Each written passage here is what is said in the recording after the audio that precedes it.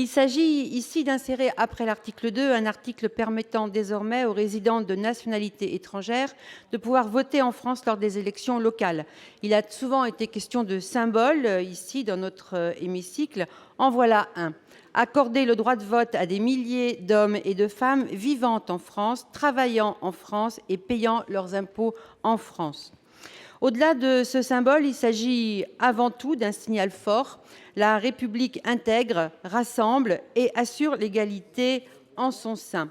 Le droit de vote des résidents étrangers est un formidable outil d'intégration, non seulement pour les étrangers eux-mêmes, mais aussi pour leurs familles, pour leurs enfants, pour leurs proches.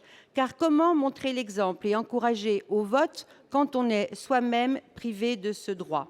Il serait également un formidable rempart contre le communautarisme en associant tous les citoyens, d'où qu'ils viennent, aux choix collectifs et aux décisions qui les engagent, mais aussi en marquant l'appartenance à une même communauté de destin. Cet amendement, je pense, va droit au cœur de beaucoup de ceux qui ont été élus à gauche sur les bancs du Sénat en 2011. Puisque c'est finalement le premier grand vote auquel on a participé. Et donc le Sénat l'a voté. Et si le Sénat l'a voté, dans les mêmes termes d'ailleurs que l'Assemblée nationale, c'est une décision maintenant du président de la République que de convoquer le Congrès sur le sujet. Ça mérite d'être rappelé.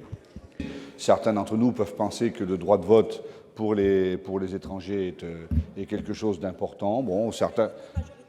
Oui, bien sûr. Sauf que là, je pense vraiment que tout à l'heure, les mots d'apaisement du Premier ministre, du président Retailleau, si nous voulons arriver à une réforme constitutionnelle et si nous voulons faire en sorte de ne pas trop mettre d'arrêt, je pense que cet amendement, que l'on soit pour ou que l'on soit contre, mais mis dans ce texte constitutionnel, ne collerait pas. Ce n'est pas le bon véhicule et je crois que ce n'est pas le moment. C'est la raison pour laquelle la quasi-unanimité de notre groupe votera contre.